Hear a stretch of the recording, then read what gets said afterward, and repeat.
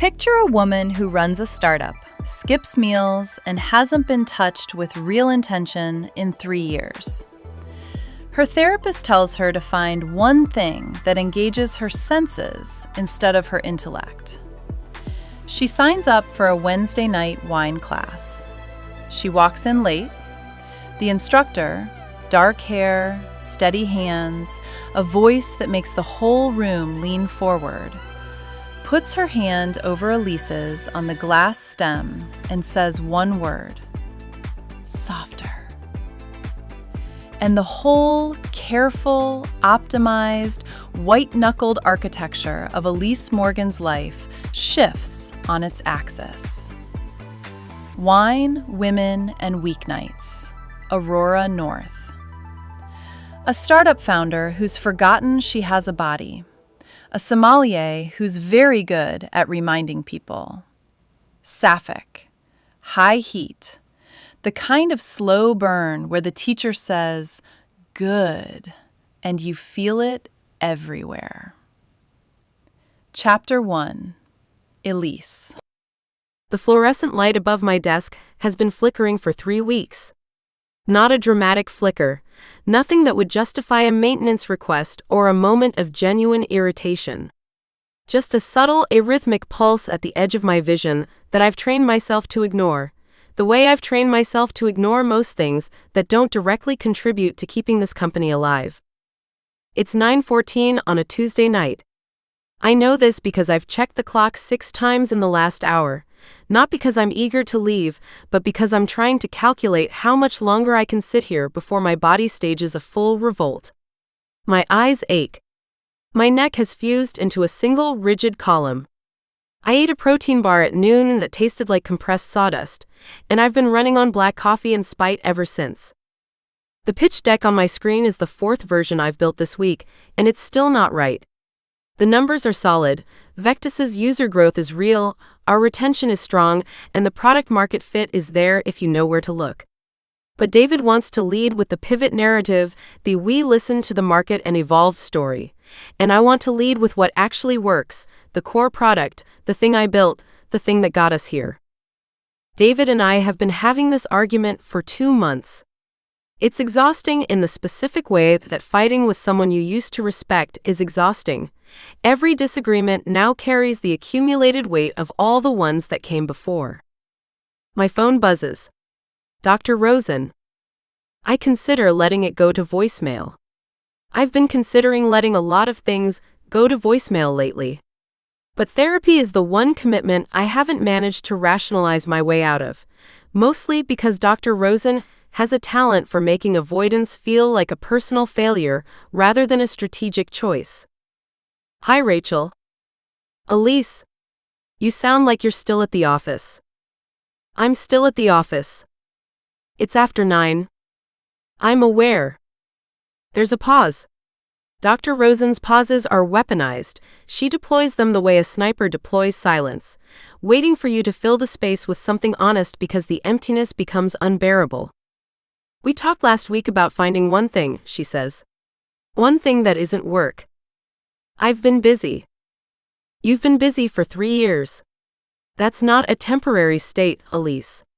That's a lifestyle choice masquerading as necessity. I lean back in my chair and press my fingertips against my closed eyes until I see stars. I went to the gym on Saturday. You went to the gym to punish your body into submission because you couldn't sleep. That doesn't count. It's cardiovascular exercise. My heart rate. Your heart rate is not the issue. Your nervous system is the issue. You are living in a permanent state of fight or flight, and you're so accustomed to it that you've mistaken adrenaline for energy. I want you to find one thing this week, one single thing that engages your senses instead of your intellect. Something that requires you to taste or smell or feel instead of analyze. That sounds like a bath bomb commercial. It sounds like a woman who hasn't experienced genuine pleasure in so long she's forgotten what it feels like. That lands. I don't say anything. Dr. Rosen lets the silence do its work. One thing, she repeats. Something with no deliverable. No KPI. No outcome you can measure. Just an experience you can have. I'll think about it. Don't think about it. That's the whole point. We hang up. I stare at the pitch deck for another 40 seconds, then close my laptop with more force than necessary. Nadia finds me in the kitchen making my 7th coffee of the day. She's supposed to be gone. She leaves at 6:30 sharp every night to get home to her kids, and it's one of the things I respect most about her. Nadia has boundaries the way other people have bones, structural, non-negotiable, and invisible until you try to break one. Why are you still here? I ask. Marcus has the girls tonight. I had a call with the Sequoia people that ran long. She leans against the counter and watches me pour coffee with the evaluative focus she usually reserves for quarterly reports. You look like shit. Thank you. When's the last time you ate something that wasn't beige? I think about it. The protein bar was beige. The toast I had this morning was beige. Yesterday's sad desk salad had some green in it, but the croutons were definitely beige. Define beige. Nadia crosses her arms. She's wearing the expression I've come to think of as her concerned COO face, which is functionally identical to her disappointed mother face, which she deploys with the same devastating precision on me as she does on her 6-year-old twins when they try to feed broccoli to the dog. When's the last time you went on a date? That's a weird pivot from nutrition. It's not a pivot. It's the same question wearing different clothes. When's the last time you did something that made you feel like a human woman and not a pitch deck with legs? A pitch deck with legs. That's nice. I'm framing that. Elise. I don't know. A year? More than a year. I take a sip of coffee that's too hot and too bitter and entirely appropriate for my current emotional state. There was that guy from the FinTech mixer. The one who talked about his CrossFit splits for 45 minutes? He was very passionate. He was a narcissist in compression shorts. That's not a date, that's an endurance test. Nadia shakes her head. You need to touch grass. Or at least hold a wine glass that isn't at a networking event. My therapist said something similar. Without the grass part. Smart woman. Listen to her. Nadia pushes off the counter. I'm going home. You should also go home. Your apartment misses you. Your bed misses you. Your vibrator misses you. Good night, Nadia. She blows me a kiss from the doorway and disappears. The office settles back into its low-frequency hum of servers and silence. I drink my too-bitter coffee and try to remember the last time I felt something that wasn't caffeine or anxiety. Nothing comes. I'm lying in bed at 11:47, laptop open, doom scrolling through emails I've already read, when I remember Dr. Rosen's homework. One thing. Something sensory. No deliverable. No KPI. I open a new tab and type Wine Class NYC, mostly to prove to myself that I'm the kind of person who follows through on therapeutic assignments. The results are what I'd expect. Corporate team building events with cringy names, overpriced midtown experiences targeting tourists, a few serious enology programs that require more commitment than I give most relationships. Then I find Decant. The website is beautiful, warm photography, clean design, none of the try-hard aesthetic that makes most lifestyle brands feel like they're selling you an identity crisis. The copy is good too, knowledgeable without being pretentious, inviting without being desperate. Whoever built this knows their audience. I respect that. Wednesday evening, wine fundamentals. 6 weeks. Small group. No experience necessary. Learn to taste with intention. I click through to the instructor page. Sophia Velez. Sommelier, educator, private consultant. 15 years in the wine industry. Former corporate consulting background. Built Decant from scratch. There's a photo. I should describe what I see objectively. That would be the appropriate response, a clinical assessment of a stranger's professional headshot, the way I'd evaluate any vendor or service provider. Here's what I actually see. Dark hair loose falling past her shoulders. Warm brown eyes that look like they're slightly amused by something you haven't said yet. Full mouth. Strong jaw. She's wearing a cream silk blouse unbuttoned one button past professional, and there's a thin gold chain resting against her collarbone that catches the light in a way that makes me want to follow it with my eyes. With my fingertip. Her hands are visible in the shot. She's holding a wine glass with casual precision, fingers positioned exactly right, and even in a still image I can tell those hands move with intention. She's not conventionally beautiful, the way magazines define it. She's something harder to dismiss, the kind of attractive that suggests she knows things. About wine, yes. But about other things, too. About how to read a room. About how to hold someone's attention without raising her voice. About what people need when they're too armored to ask for it. I'm staring. I've been staring for, I checked the time, 4 minutes, which is 3 minutes and 45 seconds longer than I've looked at any human being's face in recent memory, including my own in the mirror. Something warm stirs low in my stomach. Not hunger, I know what hunger feels like, and it's sharper than this, more impatient. This is slower. A pull. A frequency I haven't tuned into in so long that I'd almost forgotten the station existed. I scroll down. Her bio mentions that she left the corporate world to build something that felt more like her own. I read that sentence 3 times. I left the corporate world to build something that felt more like her own. There's something in that phrasing, the quiet confidence of it, the refusal to perform ambition, that makes my chest tight in a way I don't have language for. I click and roll. The form asks for basic information: name, email, dietary restrictions, experience level. Under, what brings you to decant? I type, my therapist told me to find a hobby that uses my senses instead of my brain. I delete it. I type, I'd like to learn more about wine. Boring. True. Safe. I hit submit. The confirmation email arrives immediately. A well-designed, warmly written note welcoming me to the Wednesday group and asking me to arrive a few minutes early for my first session. It's signed Sophia in a font that looks hand-lettered, which is a design choice I would normally dismiss as affected, but which, coming from her, feels personal. I close my laptop.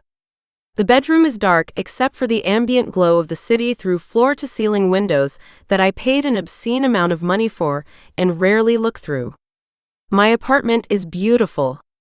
I've been told this by everyone who visits, which is almost no one, because I don't invite people over, because the idea of someone seeing the inside of my life, the empty fridge, the unmade bed, the stack of unread novels on the nightstand that represent the person I keep meaning to become, fills me with a particular dread that I don't know how to name. I turn onto my side and pull the covers up to my chin like a child. Tomorrow I'll deal with the pitch deck and David's pivot obsession and the investor who's probably going to pass. Tomorrow I'll be the CEO again, all sharp edges and strategic calm and the low-grade terror of watching something I built start to wobble on its foundation. But right now, in the dark, I let myself think about the woman on the website. The silk blouse. The gold chain. The hands that hold a wine glass like they know exactly how much pressure to apply. Wednesday, I think. It's just a wine class.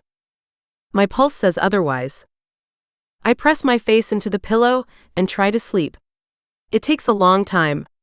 When I finally drift off, I dream about dark eyes and the warm, deliberate press of fingertips against glass.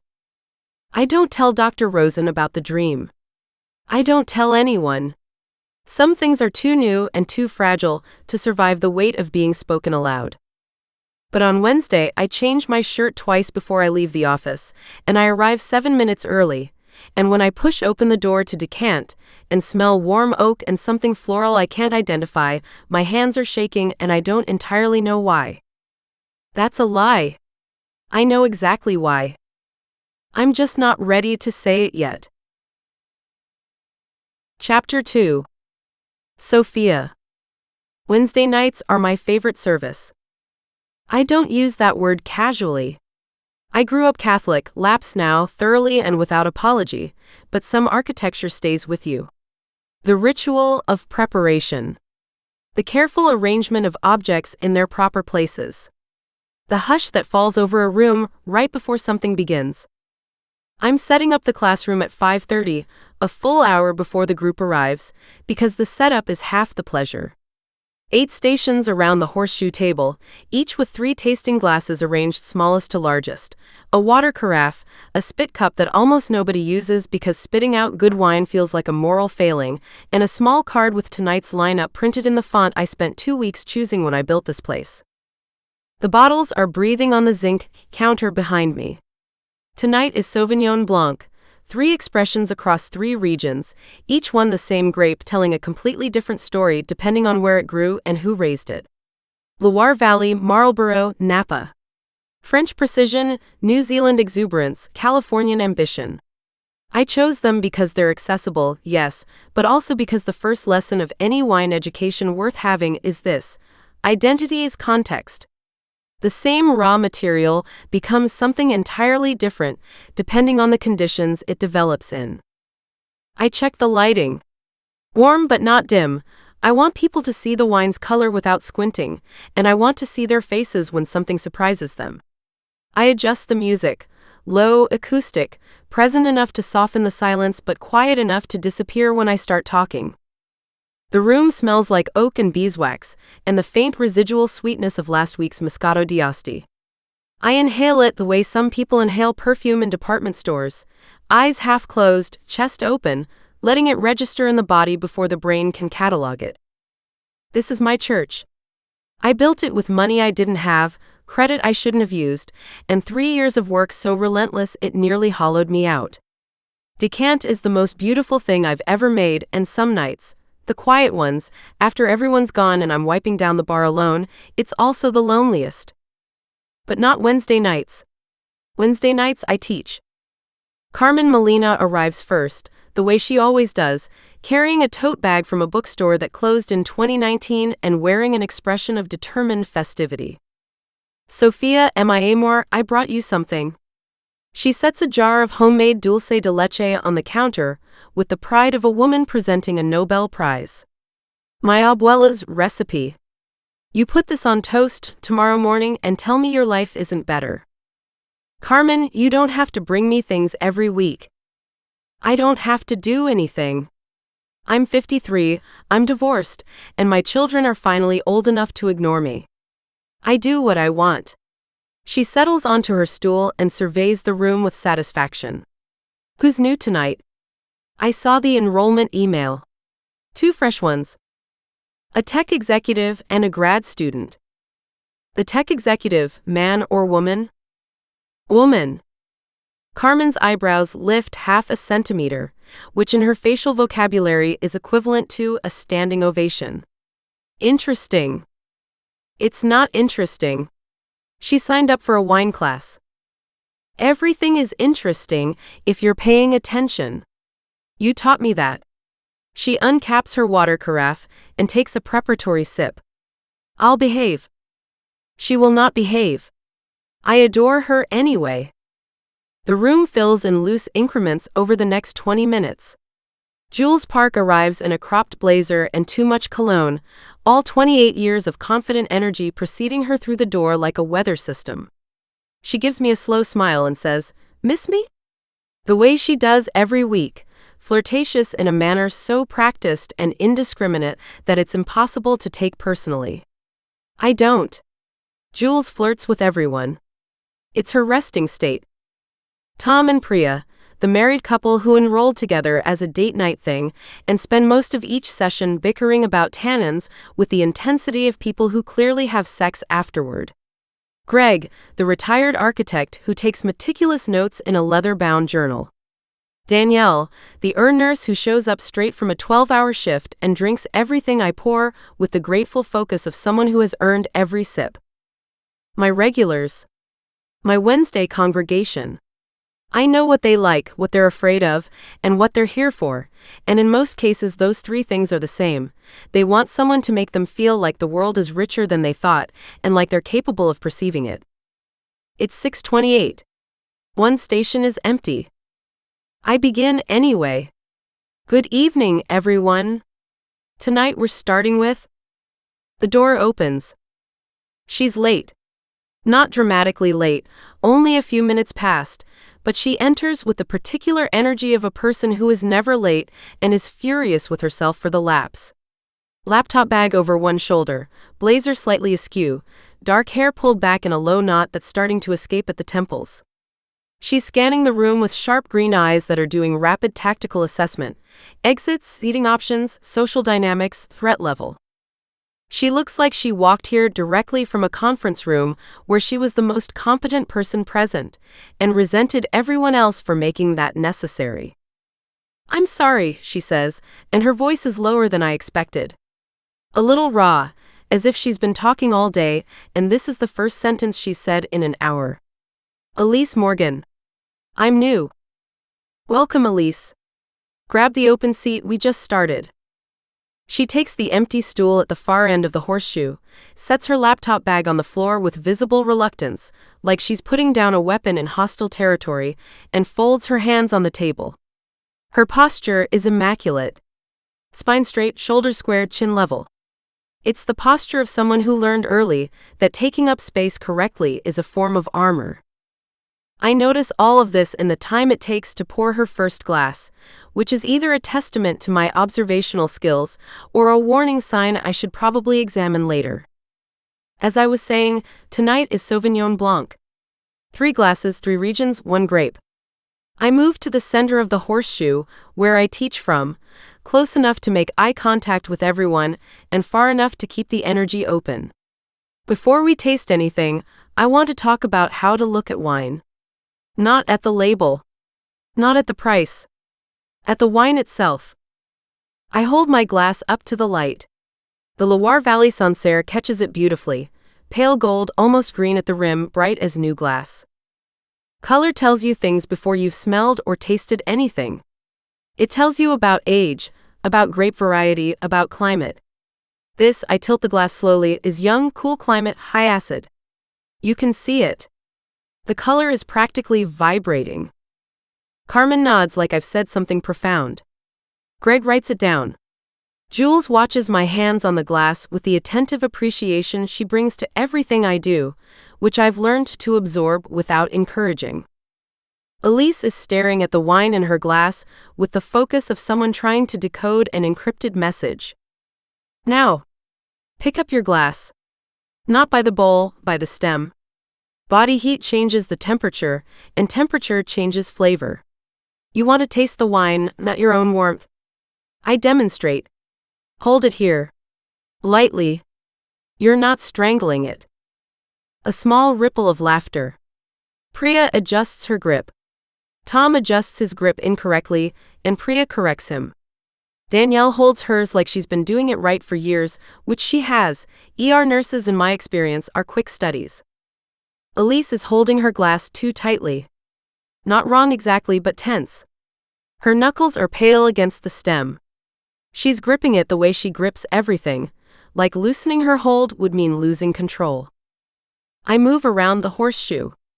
This is the part of teaching I love most, the individual correction, the moment where instruction becomes physical, where you stop talking about the thing and start doing the thing together. I adjust Carmen's wrist angle. I remind Tom to keep his elbow down. Jules predictably has her grip perfect already and uses my proximity to murmur, "Private lessons available?" I give her a look and she grins. Then I get to Elise. She's still holding the glass like she's trying to keep it from escaping. I can see the tension running from her fingers up through her wrist, her forearm, her shoulder. This woman carries stress the way a bridge carries traffic, constantly, structurally, as if she'd collapse without it. May I? I ask, and I'm already reaching, but I wait for her nod before I make contact. She nods. I place my hand over hers on the stem. Her fingers are cool, slim, and rigid under mine. I apply gentle pressure, not moving her hand so much as suggesting a different relationship with the glass. Less grip. More hold. Softer, I say. You don't need to control it. Just support it. I feel the moment she recalibrates. Her fingers ease under mine one by one, like a fist unclenching in slow motion. The glass settles into her palm with a new kind of balance, still secure but no longer clenched. I should let go now. I know I should let go now. My thumb is resting against the ridge of her knuckle, and I can feel her pulse through the thin skin there, rapid, light, a hummingbird trapped under silk. Her breath has changed. I can hear it. A small hitch, barely audible, the kind of sound a person makes when something unexpected touches them in a place they weren't guarding. She turns her head slightly. Our faces are 18 inches apart. Her eyes are green, not the bright, uncomplicated green of new leaves but a darker shade, like bottle glass, and right now they are wide and startled and fixed on mine with an intensity that I feel in the base of my spine. The room is still there. Carmen is still there. Jules is watching us with her chin propped on her fist, and an expression of delighted speculation. The music is still playing, something acoustic and warm that suddenly sounds unbearably intimate. I let go. Better, I say, and my voice is steady, which is a professional miracle. Just like that. I move on. Tom needs help. Priya is already nosing her wine and making approving sounds.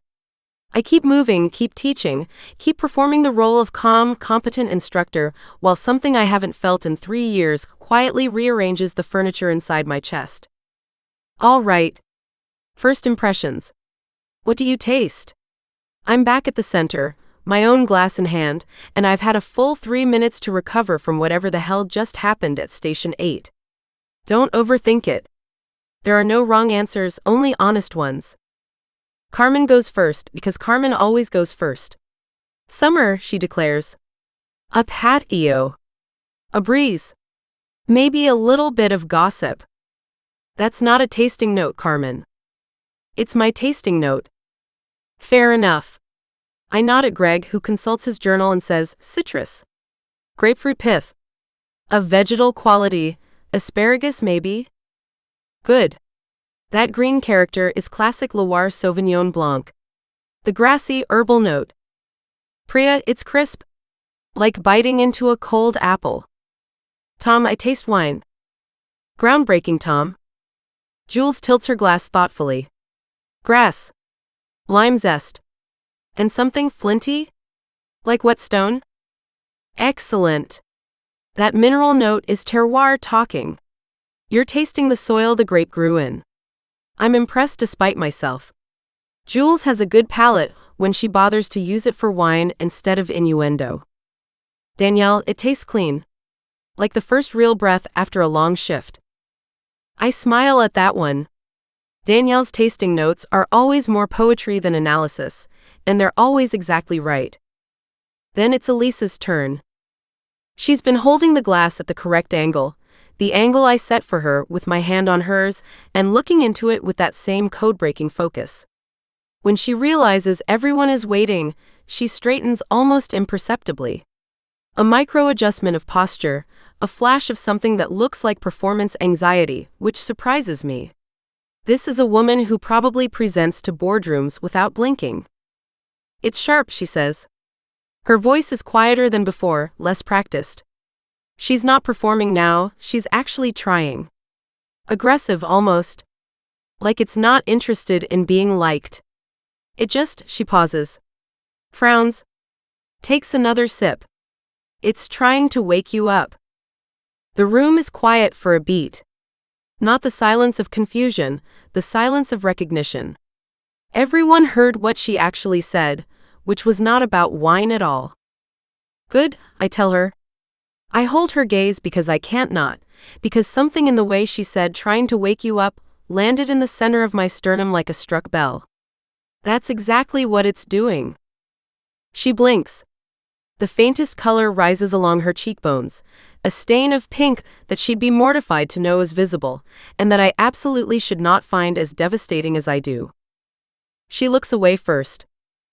I move on to the second wine. Class runs 90 minutes. By the end of it, Carmen has decided she prefers New Zealand Sauvignon Blanc because it's louder and more fun, like me. Tom has spilled his Napa pour and Priya has forgiven him for it. Greg has filled 2 pages of notes, and Jules has managed to work 3 double entendres into her tasting observations, which might be a personal record. Elise has been mostly quiet for the second half, listening, tasting, occasionally writing something on the back of her tasting card with a pen she produced from inside her blazer. She's been doing what I asked, tasting instead of analyzing. I can see the shift. She holds the glass differently now. She brings it to her nose before her mouth. She closes her eyes on the second sip, the way I taught them to. Each time she closes her eyes, I let myself look at her for one unguarded second. The dark lashes against her skin. The line of her jaw. The way her lips part slightly when she inhales the wine's aroma, unconsciously, the way bodies do when they're receiving pleasure they haven't intellectualized yet. I stop looking. I'm a professional. I'm a professional who has done this before and who knows exactly where this road goes and how it ends. The students filter out in clusters. Carmen kisses me on both cheeks and whispers, "I like the new one." She's wound so tight she's practically a tuning fork. Someone should help her with that. I pretend not to hear.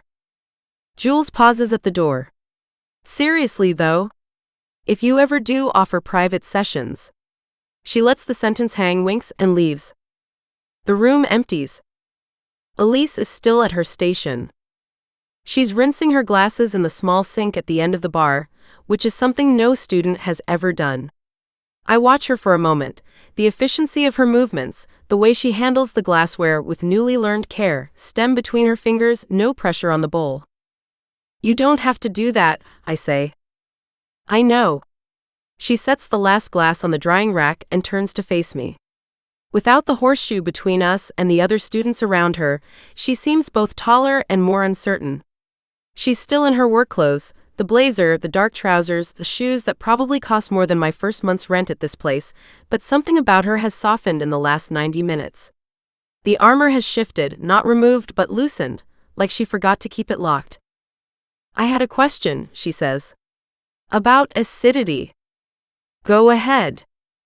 "You said the acid is what makes wine interesting. That sweetness is what people notice, but acid is what gives it structure."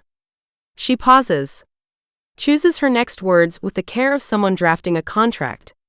"Is it always like that? The thing people notice first isn't the thing that matters most?" "That's not a question about wine. We both know it." "Usually," I say. "Most people taste the obvious, sweet, fruity, smooth. Those are easy to perceive and easy to enjoy. But acid, tannin, minerality, the structural components, those are what give a wine depth. What make you want to take another sip. The easy pleasures get your attention. The complex ones keep it."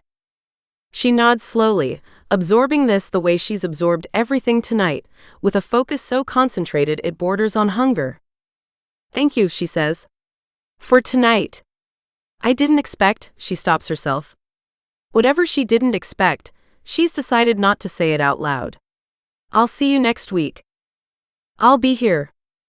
She shoulders her laptop bag, and I notice the way she does it, settling the strap like a soldier reattaching a pack, squaring off against the world outside this room. At the door she turns back. "Sophia." It's the first time she's said my name. She says it carefully, like she's tasting it. Like she's checking the acidity. "Yes?" "The sharp one, the Loire." "I think you're right. It was trying to wake me up." She holds my gaze for exactly long enough to make the subtext unmistakable, then pushes through the door and disappears into the Wednesday night. I lock up alone. The classroom holds the residual warmth of 8 bodies and 18 glasses of wine, and as I move through the space, clearing the remaining glasses, wiping down the zinc, resetting the stations for Saturday's private booking, I catch myself doing something I haven't done in a long time. I'm thinking about someone. Not the idle, aesthetic appreciation I feel when an attractive woman walks into the tasting room, which happens regularly and means nothing. Not the low-grade loneliness that hums through my evenings like white noise. This is specific. This is a woman with green eyes and white knuckles who holds everything too tight, and who said it's trying to wake me up in a voice that sounded like she'd been asleep for years. I pick up her glass from the drying rack. She washed it, but there's still a faint imprint of lip color on the rim, barely there, the ghost of a mouth. 3 years ago, I stood in a room like this and let myself want someone I shouldn't have wanted. Margot was beautiful and married and lying, and I was so starved for connection that I let desire override every instinct that should have protected me. When she ended it, with threats and tears and a fury that I later understood was shame directed outward, I promised myself I would never again confuse the intimacy of this space with the intimacy of something real. Elise Morgan is not Margot. I know this the way I know the difference between a Burgundy and a Beaujolais, immediately, structurally, in the bones of the thing. Margot was performance. Elise is the opposite. She's trying so hard not to be seen that the effort itself reveals her. That doesn't make it safe. That makes it worse.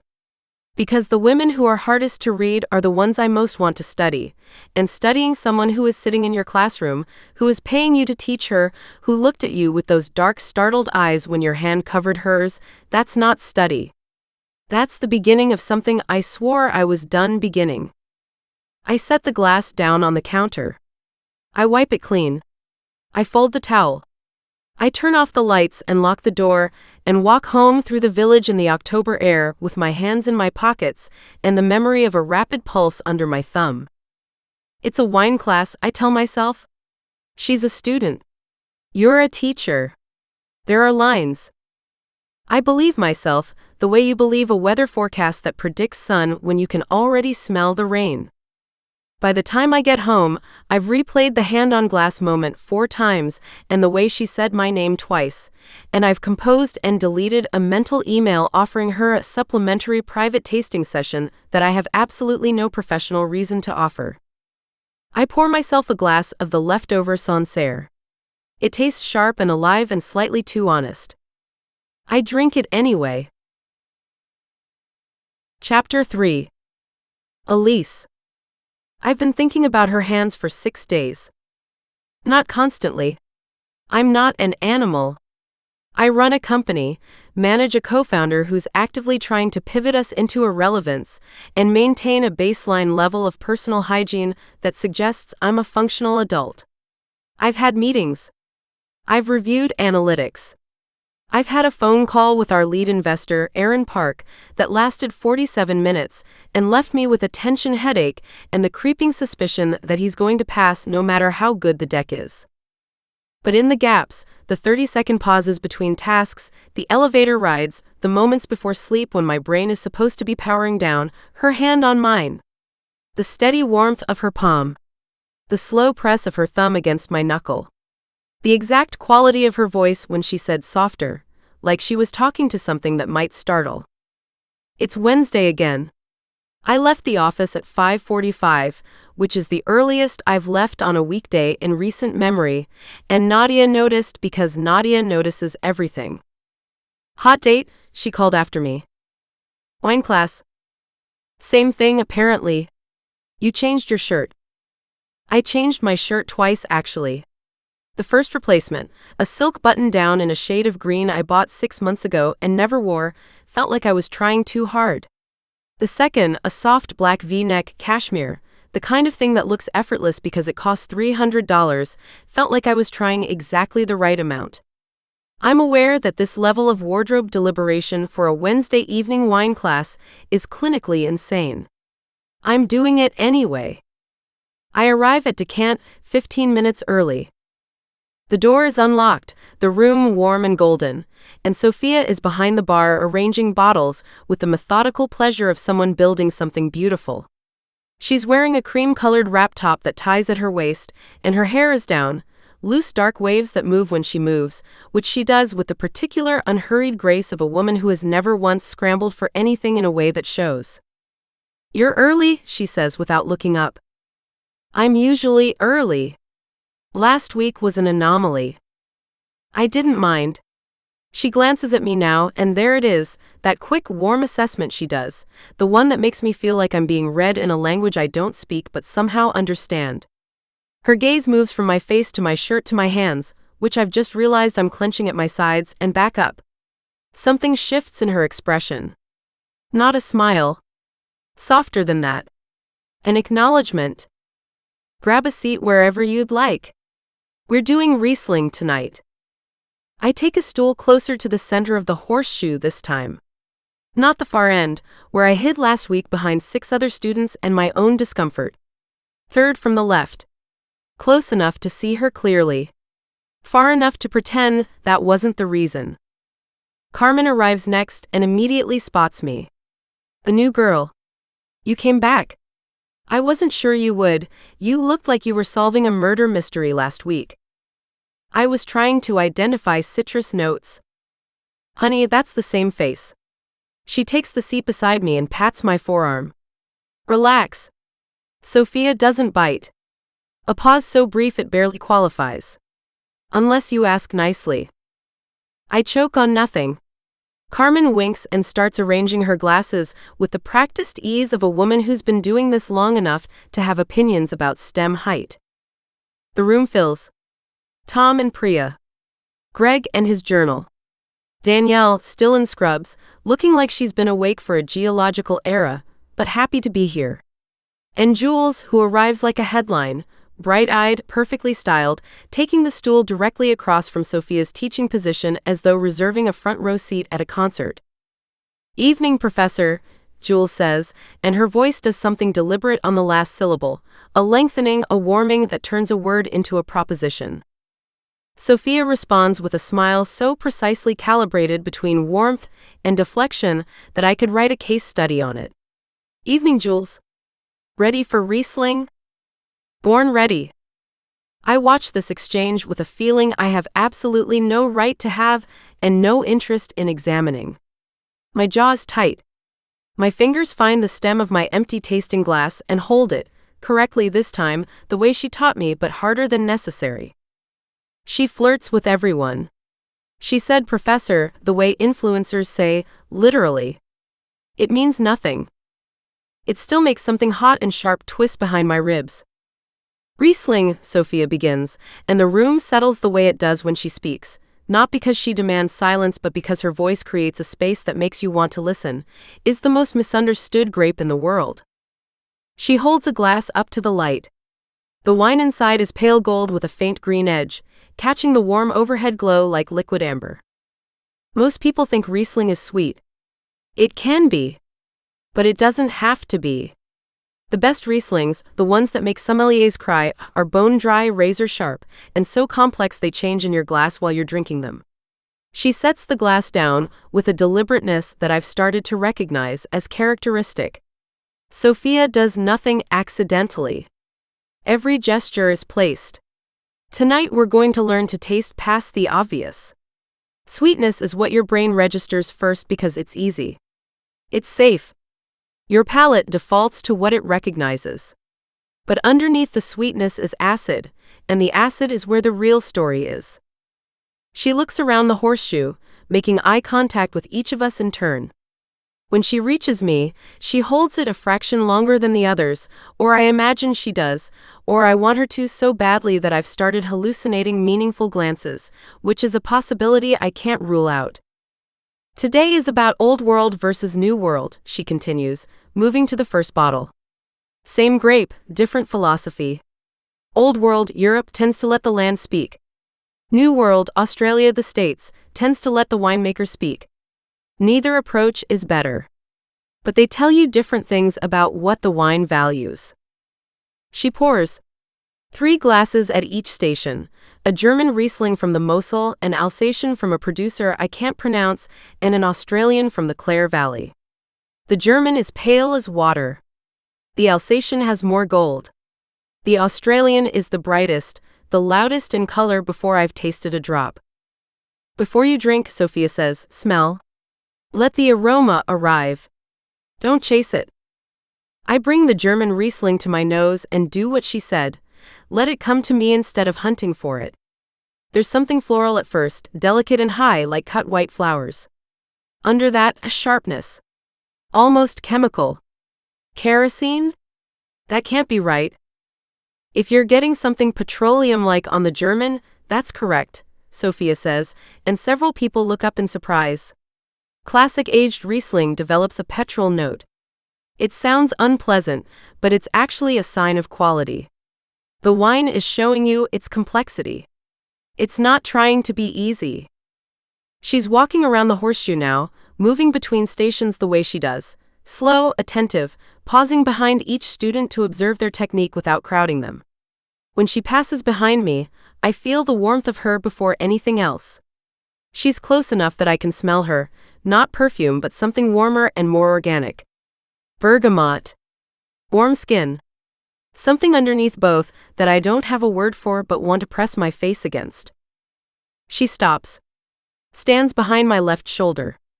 I can feel her breath, or I imagine I can, or my body is inventing sensations because it's been so starved of contact that proximity alone is enough to set it humming. "You're doing it again," she says quietly. "Only for me." The classroom noise, Carmen exclaiming over the Australian, Tom asking Priya what petrol smells like, Jules humming appreciation covers us. "Doing what?" "Tasting with your head. I can see it, you're cataloging. Naming things. Sorting them into categories." She leans down. Her mouth is near my ear, and her voice drops to something that's barely above the texture of breath. "Stop naming. Just feel it on your tongue. Where does it sit? Is it heavy or light? Does it move or does it stay?" I close my eyes. Take another sip. Let the wine sit on my tongue without reaching for vocabulary. It's light.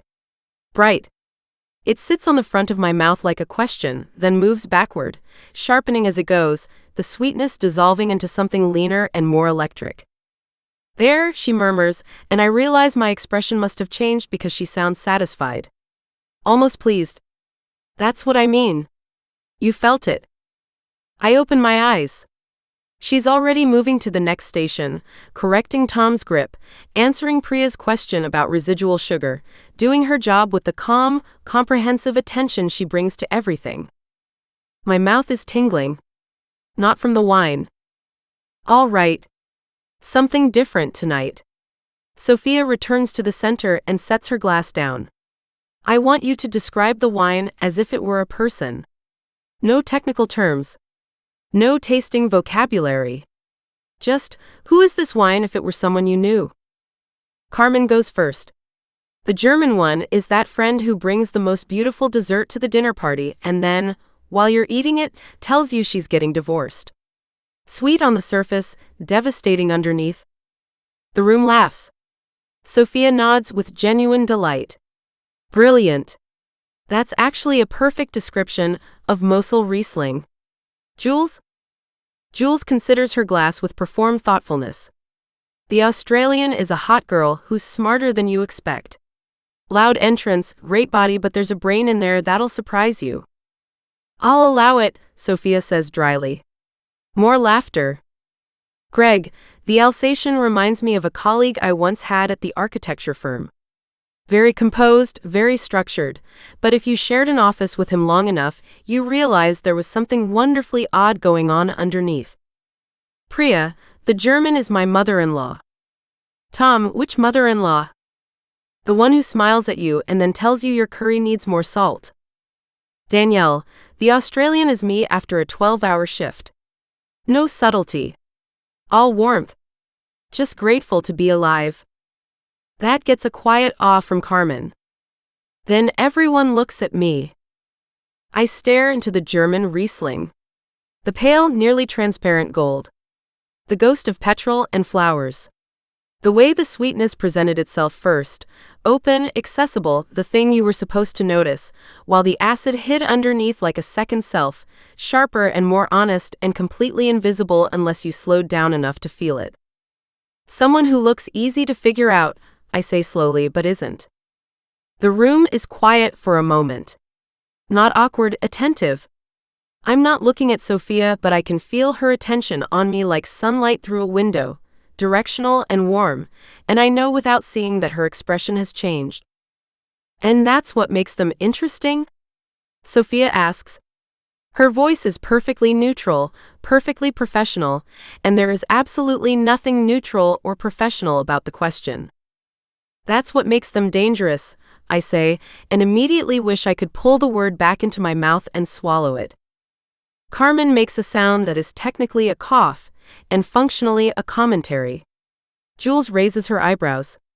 Sophia holds my gaze for exactly 2 seconds, I count, then moves on to Danielle's response with a seamless pivot that only I know is a rescue operation. I drink the rest of my Riesling and pretend my face isn't on fire. After the tasting exercise, Sophia introduces the concept of terroir with a depth that makes last week's mention feel like a preview. She talks about soil composition, microclimate, altitude, the way a vineyard facing east catches different light than one facing south. She talks about how grapes are shaped by stress, drought, poor soil, extreme temperature shifts, and how the best wines often come from vines that had to work hardest. There's a concept in viticulture called the struggle hypothesis, she says, pacing slowly along the horseshoe. The idea is that vines that struggle, that have to push their roots deeper to find water, that have to fight for nutrients, produce smaller, more concentrated fruit. The flavor is more intense because the vine had to earn it. She pauses. You are not separate from your environment. You are shaped by it. The stress doesn't ruin you. It concentrates you. She isn't looking at me when she says it. She's addressing the whole room, the way a good teacher does, making everyone feel included in the insight. But the words land on me like hands. Like her hand on mine last week, precise, warm, and impossible to ignore. The stress doesn't ruin you. It concentrates you. I think about the startup, the funding round, the pitch deck, David's pivot, the 3 years of 16-hour days and skipped meals and canceled plans, and the slow, methodical erasure of everything in my life that wasn't Vectis. I think about Dr. Rosen asking me when I last experienced pleasure, and my brain going blank like a hard drive that's been wiped. I think about Sophia's thumb on my knuckle, and the word softer, and the first real breath I've taken in months. The class winds down. Sophia opens the floor for questions. Jules asks something technical about residual sugar that's actually a good question, and I watch Sophia answer it with the focus and generosity she brings to everything, the genuine pleasure she takes in helping someone understand, and I feel that hot, irrational flare again when Jules leans forward and touches Sophia's wrist to emphasize a follow-up point. It's light, casual, the kind of touch a confident person makes without thinking. Sophia doesn't react. She answers the question, slides her wrist back naturally, and moves on. It shouldn't matter. Jules touches everyone.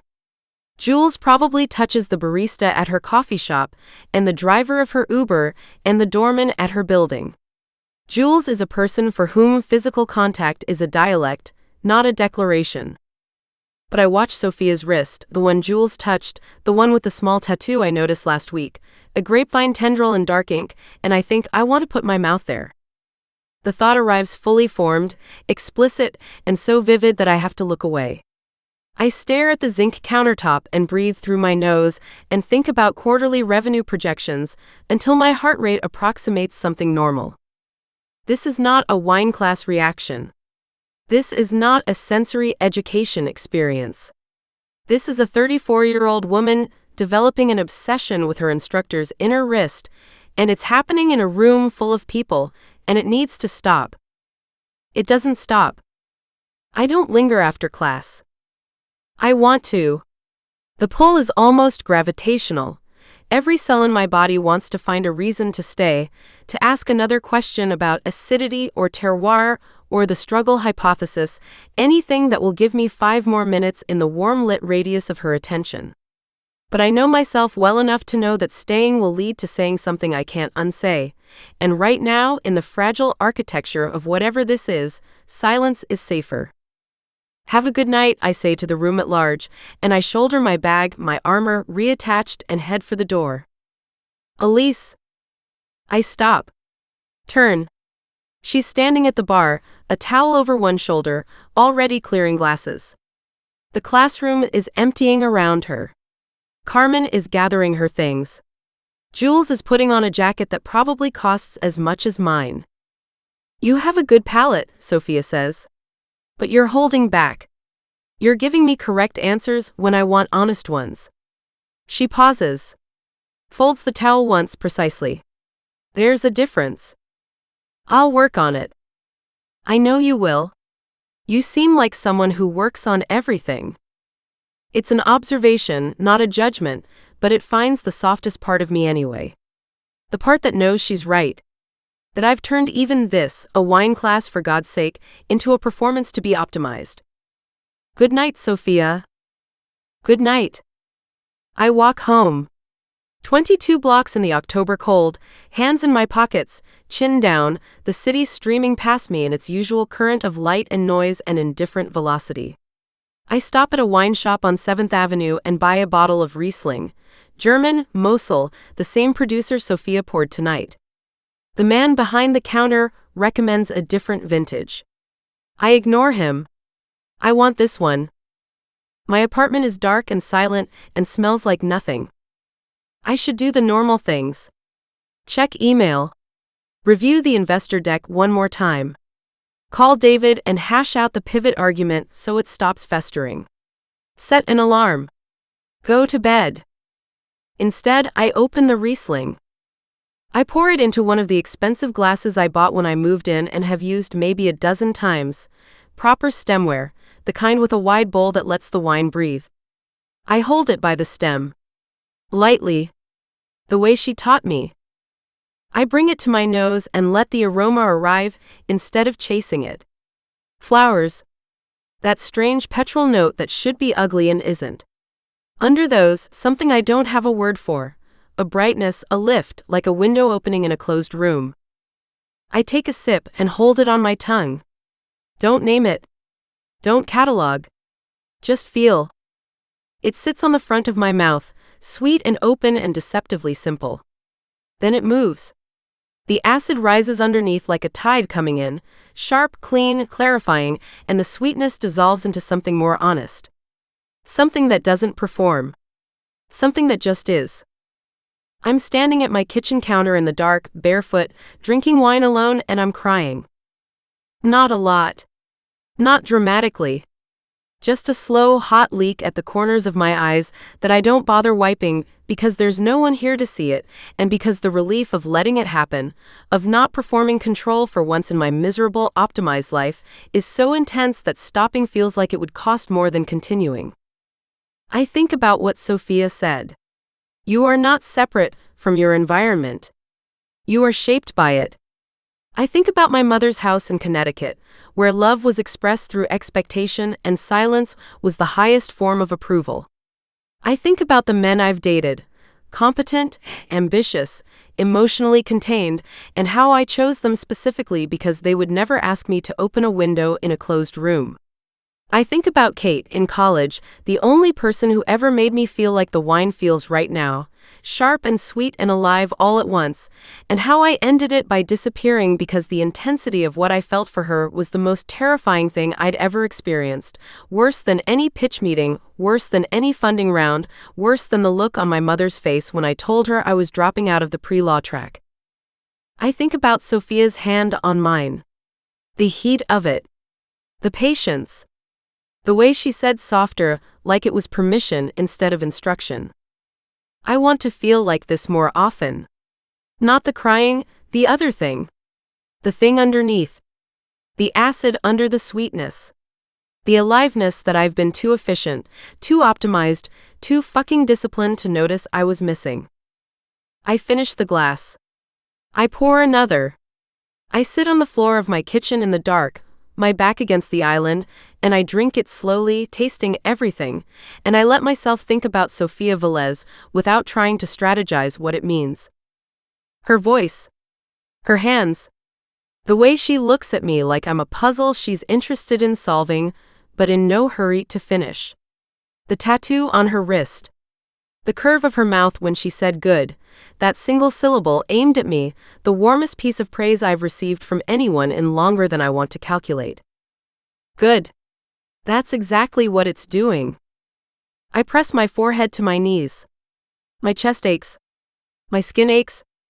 Everything aches with the particular pain of a body remembering that it has nerve endings, that it was built for sensation, that it has been starving in plain sight. Somewhere in the back of my mind, behind the fear and the want and the professional caution, a very quiet voice says, "This is going to be a problem." I know. I finish the wine. I wash the glass. I go to bed. I dream about her voice saying softer, and in the dream, she isn't talking about a wine glass at all. Chapter 4. Sophia. I write the email on Thursday morning. I delete it at 10:04. I rewrite it at noon. I delete it at 12:11. I draft a third version at 2:15 while sitting in my office with a cup of tea that's gone cold, and a conviction that I am a grown woman who has survived worse decisions than sending a professional email to a student. The third version is restrained. Measured. The kind of email a responsible educator sends when she's identified a learning opportunity for an engaged student. No reasonable person could read anything into it. I've calibrated every sentence for plausible deniability the way a diplomat calibrates a treaty, acknowledging the tension without creating an incident. Elise, I noticed you're tasting analytically rather than sensorially, which is common for people who work in data-driven fields. I sometimes do supplemental private sessions for students who want to develop their palate further. No charge, it's good practice for me too. Thursday evenings work well if you're interested. Sophia. I read it 9 times. I check the tone for any trace of flirtation, the way you'd check a wine for cork taint, subtle, potentially ruinous, impossible to unnotice once detected. It's clean. It reads like exactly what it claims to be, a teacher offering extra instruction to a promising student. The part that keeps me from sending it is the part one can't put in writing. The real reason is that she described a Riesling as dangerous while looking directly at me, and I haven't slept properly since. I send it at 2:47. She replies at 2:49. When? One word. No greeting, no hedge, no careful positioning of enthusiasm within acceptable parameters. Just the question, stripped bare. When? My heart does something structural in my chest. Not a skip, more like a load-bearing wall shifting. Tomorrow evening? 7 p.m. after the studio closes. Come to the side entrance. 3 dots. Then I'll be there. I close my laptop. I pick up my cold tea. I drink it without tasting it, which is perhaps the most damning evidence that I am not at this moment operating within the boundaries of professional judgment. I spend an hour preparing the upstairs office, which is approximately 45 minutes more than the exercise requires. The room is small, my private consulting space, where I meet with restaurant clients and collectors. A round table with 2 chairs. A leather armchair in the corner where I read trade journals and sometimes fall asleep after long events. Bookshelves lining one wall, wine reference, viticulture, a few novels I keep meaning to finish. The lighting is warmer up here, amber-shaded lamps instead of the cooler classroom fixtures downstairs. The window faces the back garden, where the climbing ivy has gone amber and gold with October. I set 2 glasses on the table. A water carafe. A small plate of plain crackers for palate cleansing. 3 wines I've chosen with the precision of someone selecting songs for a mixtape she'll never admit is a mixtape. A Condrieu from the Northern Rhone, a California Viognier from a producer I love, and a late harvest Gewürztraminer that smells like lychee and rosewater and has historically made even the most stoic tasters close their eyes and sigh. I chose aromatics. Perfumed, lush, heady wines that demand sensory engagement. Wines that you don't just taste, you experience. Wines that make you feel, in the most literal neurological sense, overwhelmed. If I were being honest with myself, I'd acknowledge that I chose wines that seduce. I'm not being honest with myself. I'm being a very good teacher who selected an appropriate curriculum for a student who thinks too much and feels too little. And if the curriculum happens to involve some of the most intoxicating aromatic profiles in the world, that's pedagogy, not premeditation. The blindfold is folded on the table between the glasses. It's a silk sleep mask, dove gray clean, the kind I use for sensory exercises with private clients. Blocking visual input during tasting is a legitimate technique. It forces the palate to work without the brain's visual bias. I've done this exercise with dozens of clients. Dozens of times. It is, by every objective measure, an established educational practice. None of those dozens of clients had green eyes that looked at me the way hers did when she said someone who looks easy to figure out but isn't. I hear the side door open downstairs. Footsteps on the stairs. Not hurried, not hesitant, deliberate. She climbs the way she does everything, with the focused efficiency of someone who believes that arriving at a destination is the entire point of moving toward it. She appears in the doorway. She's not in her work clothes. The blazer and structured trousers are gone. She's wearing a dark sweater, soft, slightly oversized, the kind of thing you wear when you've made a conscious decision to stop performing and just be a body in a room. Her hair is down. I haven't seen it down before. It's darker than I realized, heavy and straight, falling past her collarbone. She looks softer. Younger. Unbearably human. "Hi," she says. "Hi." I gesture to the chair across from mine. "Sit." She sits. Her eyes move across the table, the glasses, the wines, the crackers. They land on the blindfold and stay there. "Sensory exercise," I say before she can ask. "Tasting without sight." It's a standard technique for developing palate sensitivity. "You want to blindfold me?" The sentence hangs in the air between us, a live wire in the shape of words. She says it flat. Matter of fact. Like she's confirming the terms of an agreement she's already decided to accept. But underneath the flatness there's something else, a vibration, a frequency just below the surface, like the hum of a glass when you run a wet finger around its rim. "I want you to taste without your eyes doing the work for you," I say. "Your visual cortex is powerful, and right now it's running interference. When you look at a wine, your brain makes predictions. Color tells you about sweetness, viscosity tells you about alcohol, clarity tells you about filtration. All useful, but they front-load your analysis before your palate has a chance to speak. The blindfold removes the shortcut. So my body has to do the thinking. Your body doesn't think. That's the point. It feels. And I catch myself. Recalibrate.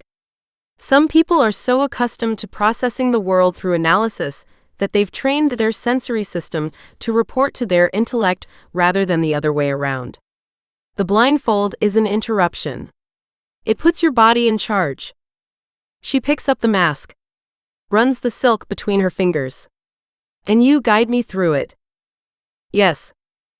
"With your voice. And occasionally with demonstration. Touch. If that's all right." She meets my eyes. The room shrinks. It was already small, 12 by 14, I measured it when I signed the lease, but right now it feels like a confession booth, the kind where the partition has been removed and there's nothing between you and the other person except the truth you came to tell. "It's all right," she says. She puts on the blindfold. The silk settles against her eyes, and everything changes. Without her gaze, that sharp, evaluating, self-protective gaze, Elise's face becomes a different landscape. Her jaw, usually set with intention, softens. Her lips part slightly, the unconscious response of a body adjusting to reduced input, redistributing attention to the senses that remain. Her hands rest on the table, palms down, fingers slightly spread, and I watch her breathe, slow, even, controlled, and realize that she's not nervous. She's surrendering. The speed of it startles me. I've done this exercise with people who fidget and laugh and peek under the fabric because losing visual control makes them feel vulnerable and silly. Elise put on the mask without hesitation, the way you'd close your eyes before a free fall. not because you aren't afraid, but because looking won't help, and you've already decided to jump. That tells me something. It tells me that underneath all that control, underneath the blazers and the pitch decks and the white-knuckled grip on her wine glass, there is a woman who wants, very badly, to be relieved of the burden of watching, of evaluating, of managing. She wants someone else to hold the map for a while. I want to be that someone so intensely, it borders on physical pain. We're going to start with the first wine, I say, and I'm grateful that my voice holds steady, that years of teaching and presenting and performing calm have given me a steady hand even when the rest of me is shaking. I'm going to pour it, and I want you to listen. Wine makes sound, it's faint but it's there. The weight of the pour tells you something about viscosity. The way it hits the glass tells you about carbonation, about the density of the liquid. I pour the Condrieu. The sound is quiet, almost silken, a heavy, unctuous pour, the kind that moves like honey. Pick up the glass. Bring it to your nose. Don't chase the aroma, let it arrive. She lifts the glass with the new grip I taught her. Stem between her fingers, light, balanced.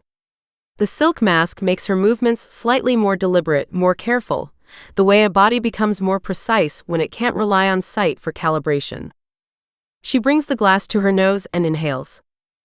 The Condrieu is a perfume bomb, apricot, white peach, honeysuckle, a thread of ginger that curls through the heavier florals like smoke. I've watched 100 people smell this wine for the first time. I've never watched it like this.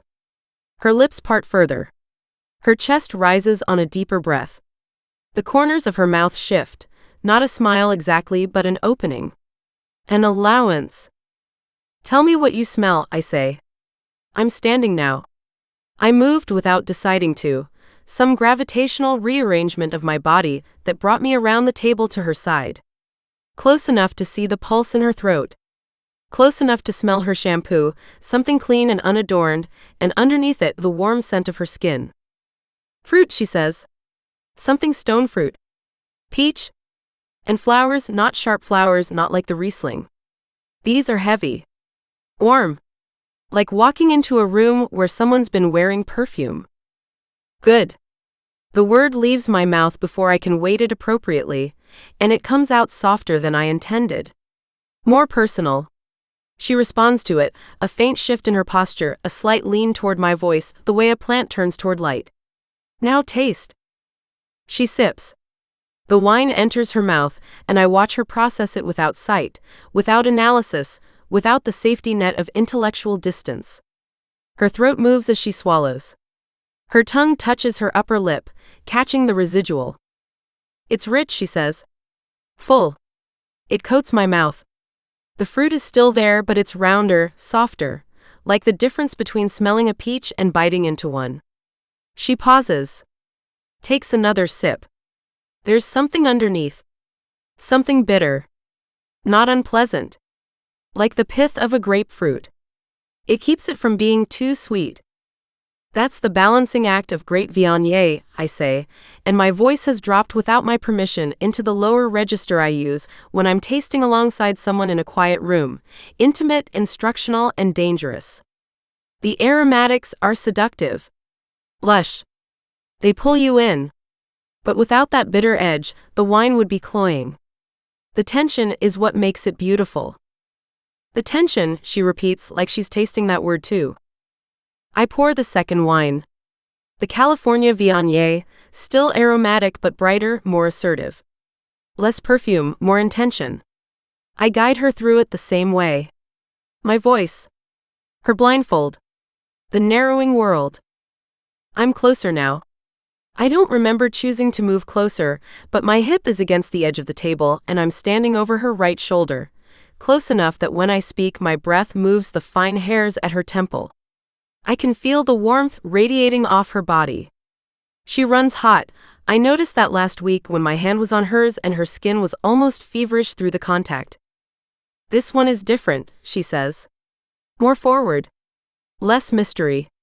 It announces itself. Do you prefer it? She considers. A small crease forms between her eyebrows, visible above the edge of the mask. No. I prefer the first one. The one that made me work. I file that away in a place I shouldn't be keeping files. Last one. I pour the Gewürztraminer. The room fills with it, lychee, rose, Turkish delight, a musky sweetness that's almost narcotic. This is the wine that makes people moan. I've seen it happen. Sommeliers with 30 years of experience have tasted this wine and made involuntary sounds. Smell first. She inhales and her whole body reacts. Her spine curves forward slightly. Her fingers flex against the table. Her lips open and she breathes in again, deeper, chasing it this time. I don't correct her because some wines deserve to be chased. God, she whispers. What is that? Tell me. Roses. Something tropical, lychee? And spice like cloves and mulled wine or incense, or, she shakes her head slightly. I don't have words for this. Then stop using words. Taste it. And this time, I don't want you to describe flavors. I don't want fruit or flowers or spice. I want you to tell me how it feels. She takes a sip. Holds it. I watch her throat, the slow swallow, the way her jaw works slightly as she lets the wine move across her palate. Front to back, sides, the full topography of her mouth engaged with the liquid in a way that has nothing to do with analysis and everything to do with sensation. She is quiet for a long time. The room is so still I can hear the ivy moving against the window in the October wind. Heavy, she says finally. Her voice has changed. It's lower, rougher, the carefully maintained professional register stripped away to something raw and unprotected. Warm. It fills my mouth completely, there's no space left for anything else. It's. She stops. Swallows. Her fingers curl against the table. It feels like something I shouldn't be allowed to have. The silence that follows is not empty. It's pressurized. It has mass and heat, and a density that makes the air between us feel like something I have to push through to move. I should say something professional. I should say excellent note, that richness is characteristic of late harvest Gewürztraminer, and pour her a water and move the conversation back to the educational framework where it belongs. I should be the teacher. I should be the professional. I should be the woman who learned 3 years ago exactly what happens when you confuse this room for a bedroom and a student for a lover. Instead, I reach out and lift the blindfold. I do it slowly. My fingertips find the edge of the silk at her temple. The skin there is impossibly soft, heated, slightly damp, and I ease the fabric up over her brow and off. My fingers trail through her hairline as the mask comes free, and the contact is gratuitous, and I know it, and I do it anyway. Her eyes open. They are dark. Adjusted to absence, her pupils have blown wide, the green nearly eclipsed by black, and they find me immediately, not searching, not blinking, just finding, the way eyes find light after a long time in the dark. Her lips are stained faintly from the wine, the deep gold of the Gewürztraminer darkened to amber at the center of her lower lip, and they are parted, and she is breathing in shallow, uneven pulls that I can feel against my wrist because my hand is still in her hair, my fingers still tangled at her temple, and we are close, so close that I can see the individual lashes casting shadows on her cheekbones, so close that I can smell the wine on her breath mixed with the warm scent of her skin, so close that closing the distance would take less effort than maintaining it. Her eyes drop to my mouth. They stay there. She doesn't move. She doesn't reach for me or lean in or close the gap. She waits. And in that waiting, I understand something about Elise Morgan that reorders everything I thought I knew. She isn't passive. She's offering. She is sitting in my chair in my room with my hand in her hair, and she is giving me the choice.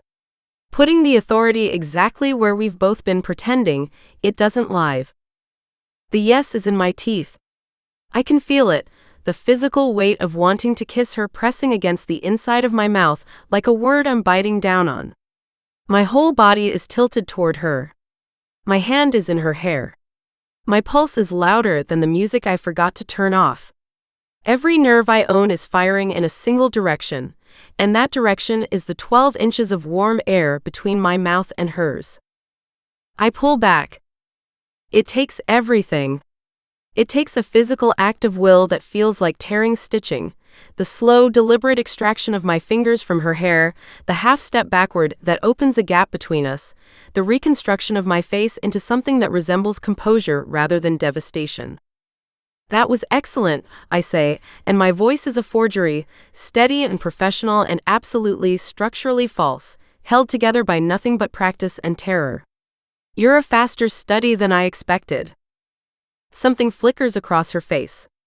Not surprise, she saw me pull back, she felt the distance open, she knows exactly what just happened and what didn't. It's not anger either. It's something more complex. Recognition, maybe. The expression of a woman who understands fear because she lives inside it. She removes the mask from her lap, folds it neatly and sets it on the table between us. A deliberate gesture. A return of the object. An acknowledgement that whatever this exercise was, it's over. Thank you, she says. She stands, picks up her bag from beside the chair. She's reassembling as I watch, the posture straightening, the expression closing, the armor going back on piece by piece. But slower than last week. Lighter. The armor doesn't fit the way it used to, and we both know why. At the door she stops. Half turns. Her profile in the amber lamplight, the strong line of her nose, her jaw, the dark spill of her hair against the dark sweater. Thank you for making me slow down, she says. Nobody does that. Any time, I say, and the word is honest in a way that terrifies me, because I mean it without limitation, without professional boundaries, without any of the conditions I should be attaching. Anytime, anywhere, however you need it. Just keep coming back to this room and closing your eyes and trusting me, and saying things like something I shouldn't be allowed to have in that rough, unguarded voice, and I will keep standing on the wrong side of this line pretending I don't want to cross it. She nods. She leaves. Her footsteps descend the stairs, and the side door opens and closes, and then the building is quiet, except for the ivy in my own breathing, and the faint, accusing perfume of 3 open wines I am now too rattled to pour back. I sit in the leather armchair with the last of the Condru, the one she preferred, the one that made her work, and I stare at the empty chair across from me, and I do the thing I swore I wouldn't do. I think about Margot. Not the good parts. There were good parts, there are always good parts, or you wouldn't have made the mistake in the first place. I think about the afterward. The text messages that went from intimate to threatening in the span of a single afternoon. The consultation with a lawyer who told me Margot's husband could sue for alienation of affection in certain states, which sounded medieval and felt worse. The 3 months I spent wondering if I was going to lose decant, not to debt or competition, but to my own inability to keep my hands on my side of the table. I think about how it felt to realize that the most intense connection of my adult life had been, from Margot's side, recreational. A thrill. A private rebellion she could fold up and file away when she was done with it, leaving me to absorb the consequences alone. I think about Elise in the blindfold. The absolute trust of it. The way she put herself in my hands without negotiation or caveat, and how different that was from Margot's calculated vulnerability, the performance of openness designed to draw me in rather than the real thing. Elise is the real thing. I know this the way I know a great wine from a good one, not through analysis, but through a bone-deep recognition that operates below the level of language. She's not performing. She's not calculating. She's a woman who hasn't been touched with attention in so long that the experience of being guided through a tasting exercise made her shake. That's not a game. That's a famine. And I'm standing over her with a blindfold and my hand in her hair and my voice in her ear, and I'm telling myself it's pedagogy. The Condru is warm now. I drink it anyway. It's still beautiful, overripe, heady, almost too much, and I think about how the best wines walk a razor line between intoxicating and excessive, and how the same is true of whatever the hell I'm doing with Elise Morgan. My phone sits on the table beside the folded blindfold. No messages. She hasn't texted. Of course she hasn't, she's not going to chase me. She offered, and I withdrew, and now the next move is mine, and she knows it, and she's giving me the space to make it because she is, at her core, someone who respects the autonomy of other people even when it costs her. I pick up the blindfold. Press it to my face. It smells like her, clean, warm, the faintest trace of something green and expensive that might be her shampoo or her skin or the particular chemistry of a body running hot with want. I put it down. I wash the glasses. I close the windows.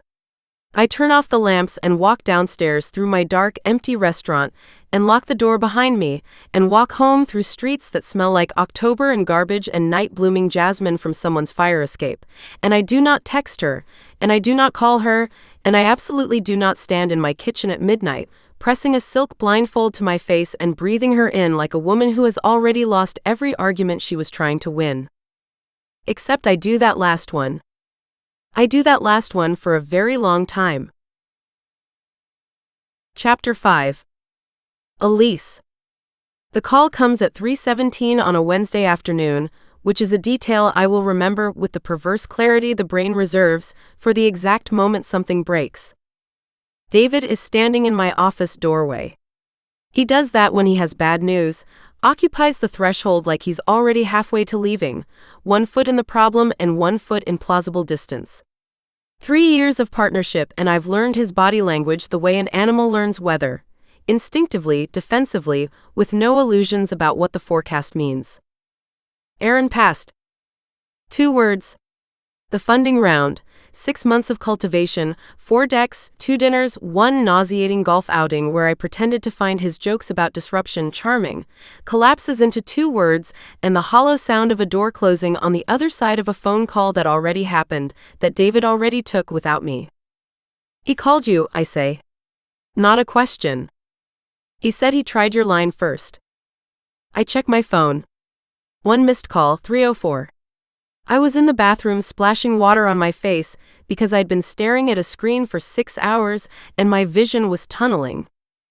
What was his reason? Market headwinds. Risk posture shifting. The usual shit that means he liked us, but not enough to fight for us internally. David's arms are crossed. He hasn't come all the way into the room, which means there's more. He also said, and I'm paraphrasing, that he felt like you'd been distracted lately. That the energy was different than when we first pitched. The sentence lands like a slap delivered with academic politeness. The energy was different. Translation: you used to be a machine and now you seem almost human, and that made him nervous. Translation: the most important investor in your pipeline noticed that something in you has shifted, and it cost you 7 figures of funding. Distracted, I repeat. His word. Not mine. But it's his word too.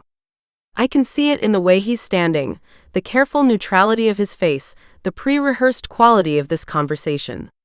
David has been building toward this for weeks, the pointed comments about late responses to Slack messages, the observation that I left the office at 5:45 last week as though departing before sundown constitutes dereliction of duty.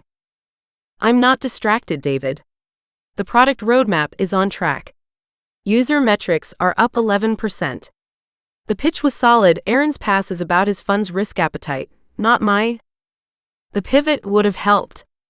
A growth narrative instead of a stability narrative. Your pivot would have gutted the core product. My pivot would have made us fundable. We stare at each other across the threshold of my office, and I recognize the architecture of this argument. Load-bearing, structural, the kind that holds up the whole relationship and is therefore too dangerous to push on because if it gives, everything above it comes down. I need to go, I say. Where? I have a thing. A thing. Yes, David.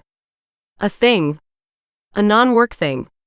A thing that exists in the part of my life that is not this office.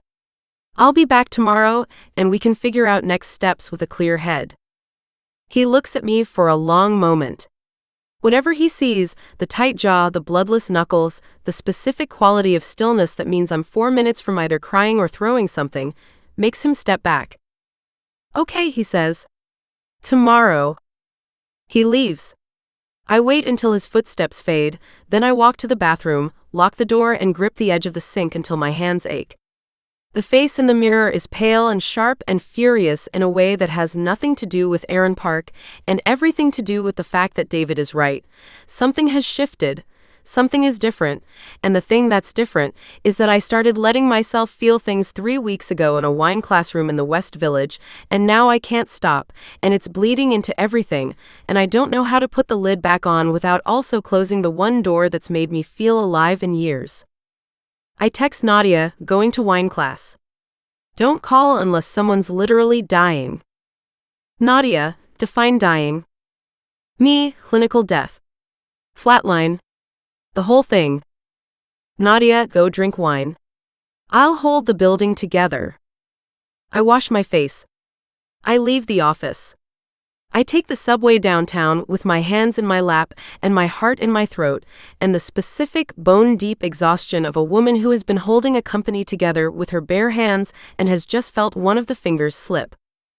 I arrive at Decant with the residue of catastrophe still on my skin. I can feel it, the tightness in my shoulders, the shallow quality of my breathing, the way my eyes are doing the rapid scan thing they do when my nervous system is running threat assessment on every available surface. The classroom is warm. The glasses are set. Carmen is already in her seat, telling Danielle about a documentary she watched about natural wine that made her furious and then deeply thirsty. Jules is examining tonight's bottles with the critical interest of someone who considers herself a semi-professional. Greg is writing the date in his journal. Tom and Priya are arguing about parking. Normal. Wednesday night normal. The small, reliable world that I didn't know I needed until 3 weeks ago, when a woman with dark hair and steady hands showed me how to hold a glass, and the entire axis of my week tilted toward this room. Sophia is at the bar. She sees me come in and her expression does something fast and subtle, a flicker of warmth that she smooths into professional welcome before anyone else would catch it. But I catch it. I catch everything she does now, the way my ears catch a specific frequency in a crowded room, attuned to her signal above all the noise. Evening everyone, she says and begins. Tonight is Pinot Noir. Pinot Noir is the most demanding grape in the world, Sophia says, holding a glass of something the color of dark garnets up to the light. It's thin-skinned. Literally, the skin of the grape is thinner than almost any other red variety, which means it's more susceptible to disease, to frost, to rot, to every single thing that can go wrong in a vineyard. It requires more attention, more care, more patience than any other grape you'll work with. She turns the glass slowly. The wine clings to the sides, legs she taught us last week, an indicator of viscosity and alcohol. Most winemakers avoid it because it's too hard, too risky, too sensitive. You can do everything right and still lose the vintage to a week of bad weather. You can nurture it for a full growing season and have it fall apart in fermentation. She sets the glass down, looks at the room. But when it works, when the conditions are right, when the attention is sufficient, when you give it exactly what it needs and nothing it doesn't, there is nothing else like it. Nothing. It is the most complex, the most elegant, the most emotionally moving wine that exists. And you can't fake it. You can't bully Pinot into greatness. You can only pay attention and hope it trusts you enough to become what it's capable of being. The room is quiet. Carmen has her hand on her chest. Even Jules looks contemplative rather than predatory. I'm holding my glass so tightly the stem might snap. Because she's not talking about wine. Maybe she thinks she is. Maybe the rest of the room hears a sommelier giving a lecture on viticulture. But I hear something else, a woman describing, with the precision and tenderness of someone who knows the subject intimately, what it's like to care for something fragile and brilliant and impossible. What it costs. What it's worth. I take a sip of the Pinot. It's lighter than I expected. Nothing like the heavy, forceful reds I've been served at networking dinners. It's delicate. Layered. It tastes like cherries and damp earth and something smoky and sad, and it sits on my tongue with a lightness that feels like permission rather than demand. My hands are shaking. Not from the wine. Class ends. The students filter out in their usual constellation. Carmen hugging everyone goodbye, Jules pausing to make a comment to Sophia that I don't hear and don't want to hear, Tom and Priya still arguing now about whether Pinot Noir or Merlot is better for pasta, which makes Greg visibly wince. I'm still in my seat. My glass is empty. My hands are in my lap and they're still shaking, fine tremors that I can't will into stillness because my body has decided, unilaterally and without consulting my brain, that it's done pretending today was manageable. The room empties. Danielle is last. She waves goodbye from the door, and then it's just me and Sophia and the remains of 3 bottles of Pinot Noir and the amber light and the quiet. Sophia looks at me. Really looks, the full, unhurried assessment that she usually reserves for wine, the kind that takes in color and clarity and what's happening at the edges. Stay, she says. It's not a question. It's barely even an instruction. It's the verbal equivalent of catching someone who's falling, instinctive, immediate, and loaded with a certainty that the catch is more important than whatever comes after. I stay. She walks to the front door. Turns the lock. The sound of the deadbolt engaging is unreasonably loud in the empty room. She comes back, takes the stool across from me, not her teaching position at the center of the horseshoe but the seat directly opposite mine, student level, eye level, and pours 2 fresh glasses from the Burgundy she's been saving. The good one. The one she opened last and poured in smaller amounts. The one she held up to the light and said, "This is what Pinot Noir can be when everything goes right." She slides one glass across to me. Keeps the other. "Tell me," she says. 2 words. No preamble, no therapeutic framing, no careful entry into the subject. Just the door held open.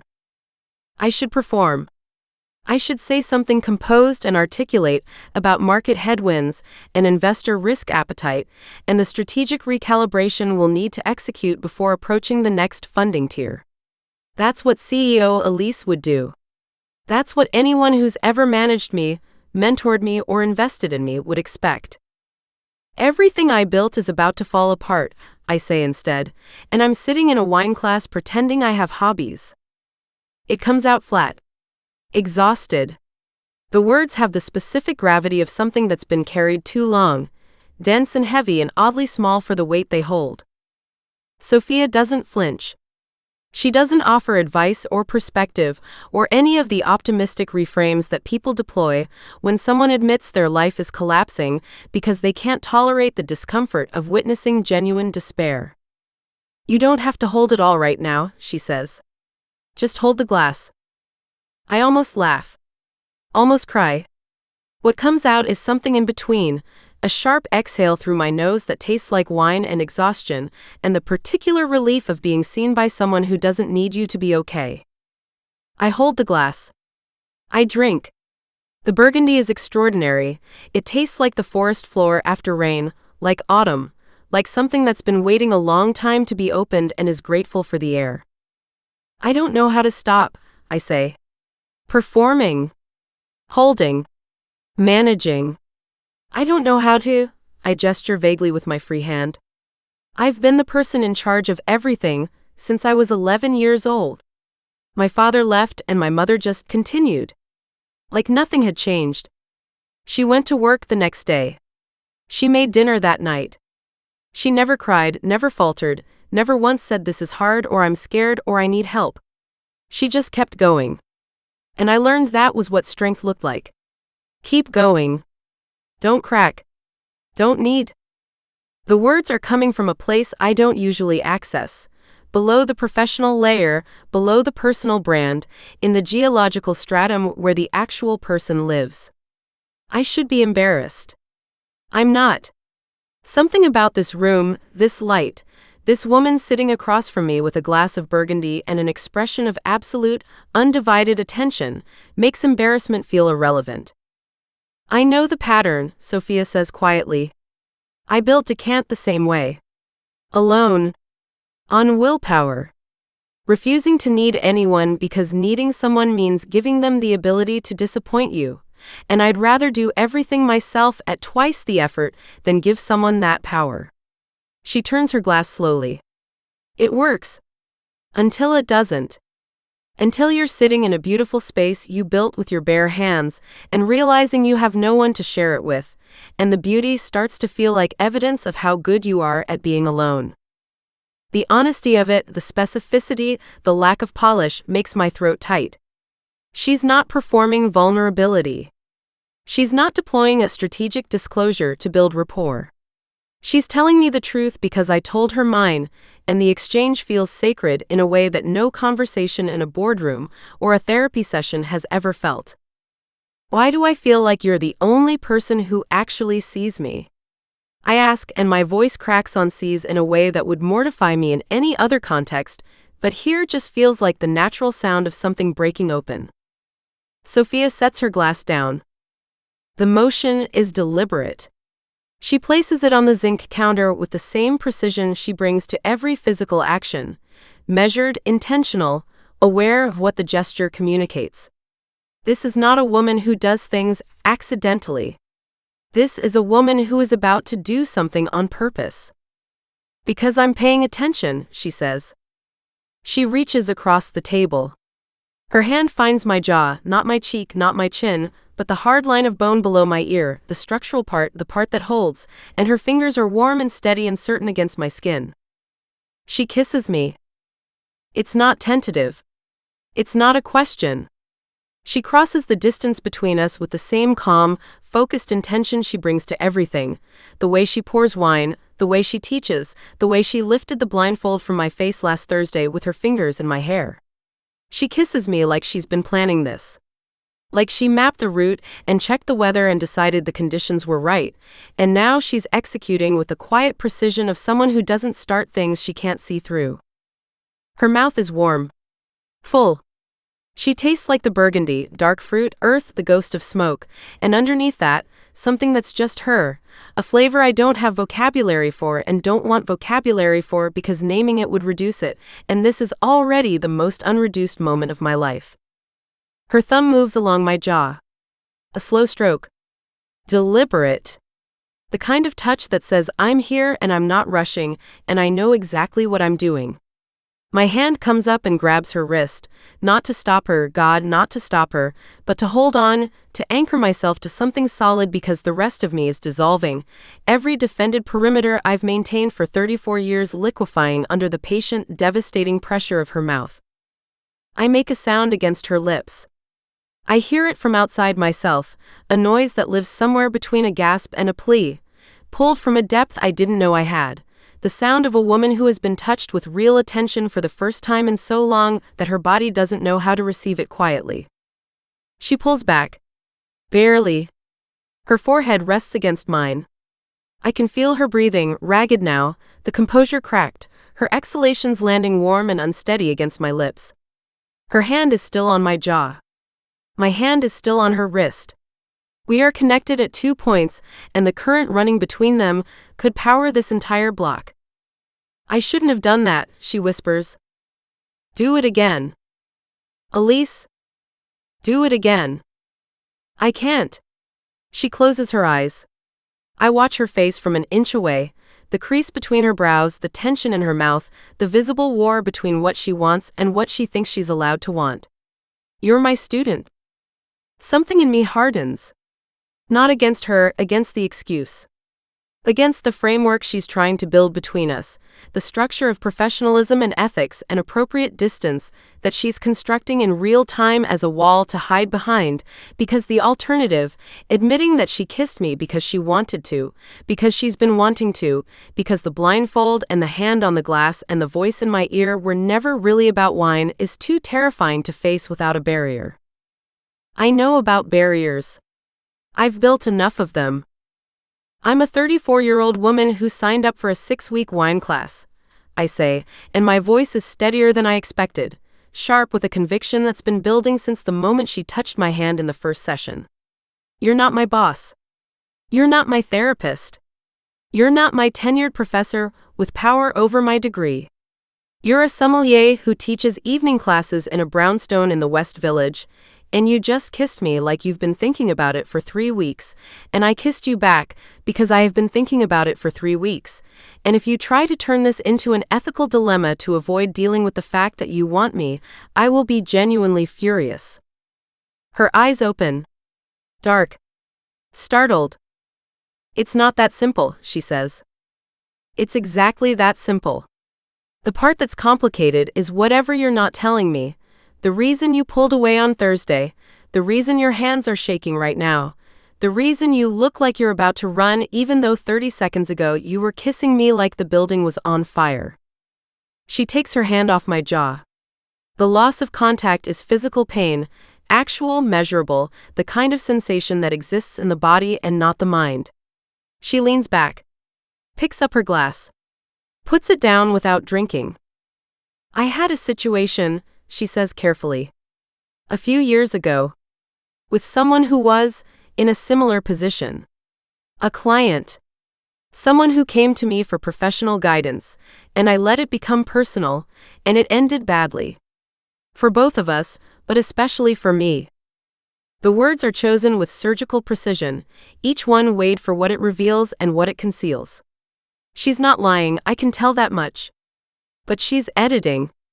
Compressing something large and painful into a shape that's small enough to offer across a table. "She was different from you," Sophia continues. "The circumstances were different. But the structure was the same, someone in my professional space, someone who trusted me, someone I should have kept at arm's length. And I didn't. And it nearly cost me everything I built. I sit with that. I don't push. I want to pry open every door she's keeping closed and demand the full architecture of whatever happened, but I can feel the fragility of this moment. She's giving me something real. Something she doesn't give. I'm not her," I say quietly. "I know." "Then stop making me pay for someone else's damage." The sentence lands between us like a glass set down too hard, not broken, but the sound reverberates. Sophia's mouth compresses. She looks at the table, then at the door, then at me. Her eyes are bright in a way that might be anger, or might be the near edge of something more exposed. "I'm not trying to make you pay," she says. "I'm trying to not destroy something good by moving too fast and pretending the risks don't exist. And I'm trying to tell you that I'm a grown woman who can assess her own risks. You don't get to protect me from yourself. That's not chivalry, that's control." The word hits. I watch it land. Sophia's jaw tightens and her fingers curl around the base of her glass, and she looks at me with an expression that is furious and wounded and, underneath both of those, raw, with a want so visible it makes my stomach flip. "You're right," she says.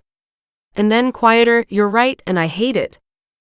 We sit in the aftermath of that. The Burgundy is warming in our glasses, opening up, becoming more complex the longer it breathes. Another wine metaphor that is too on the nose to be anything but intentional.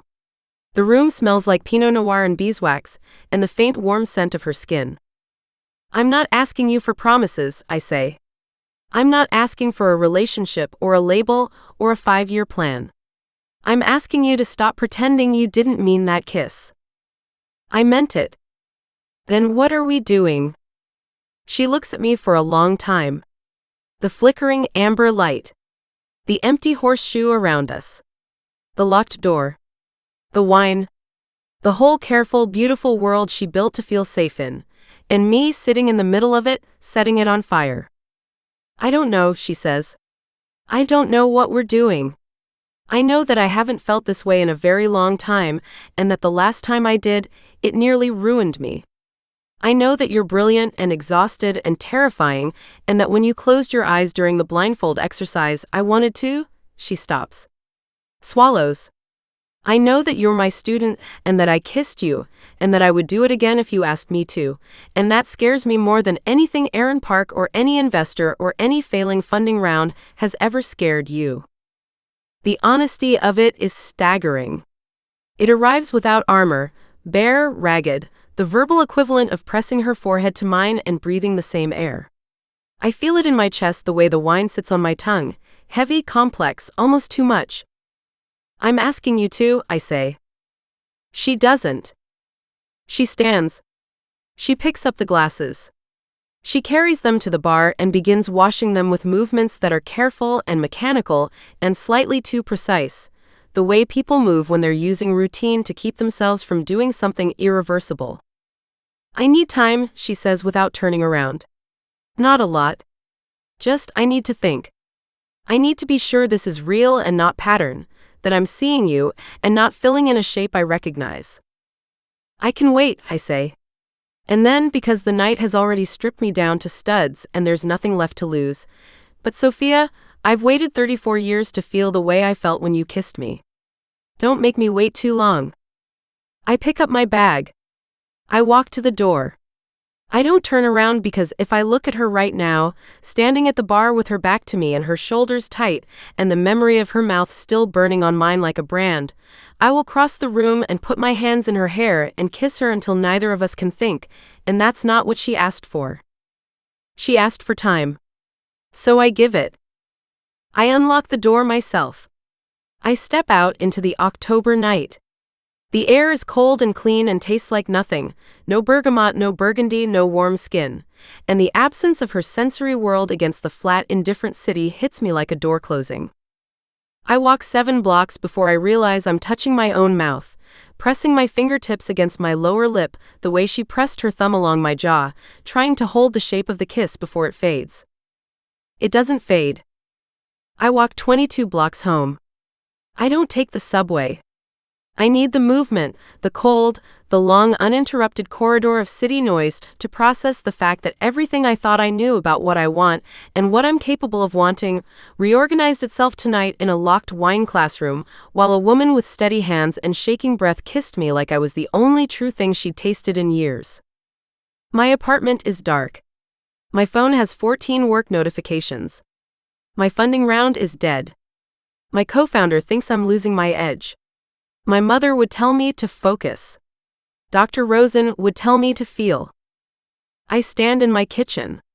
I touch my mouth. I feel everything.